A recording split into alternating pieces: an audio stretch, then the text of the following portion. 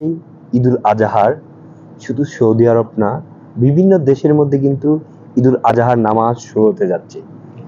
যারা প্রবাসী আছে, প্রবাসীদের নিয়ে কিছু কথা। আজকে যখন মাগরিবের সালাত আদায় করে আমি ক্যাম্পের মধ্যে ঘোরাফেরা করতেছিলাম, তখনই আবার একটু পিছাও তখনই এক ভাই দেখি হাও মাও করে কাঁদতে শুরু করে দিল। আমি বললাম, ভাই আপনি কাঁদতে শুরু করে দিলেন কেন? বললো, ভাই আমি আজ থেকে 13 বছর ধরে ঈদ করতে পারি নাই আমার ফ্যামিলির সাথে। আমি প্রবাস নামে জেলখানার মধ্যে বন্দী হয়ে আছি।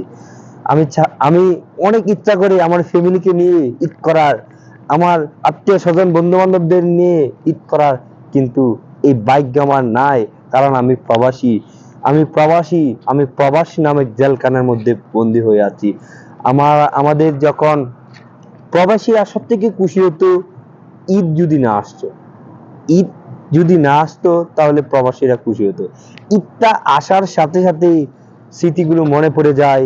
তারা প্রবাসে চলে আসছে, তাদের ফ্যামিলির সাথে ঈদ করতে পারে নাই, তারা চাইলে একটা কিছু করতে পারে নাই, তারা নতুন কাপড় কিনতে পারে নাই, তারা নামাজ থেকে এসে শুয়ে শুয়ে কাঁদে।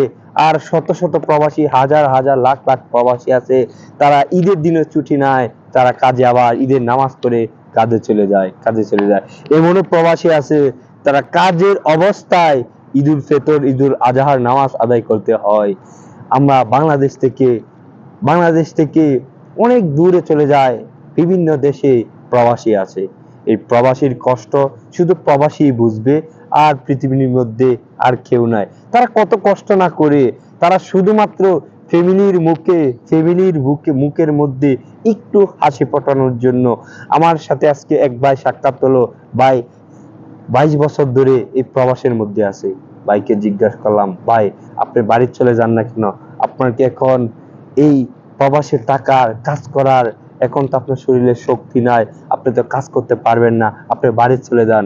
বলে, আমি তো বাড়ি চলে যেতে চাই, কিন্তু আমার স্ত্রী, আমার মা, আমার বাবা বলে আর 2টা বছর তাইকা, আর 1টা বছর তাইকা তোর সন্তানগুলোকে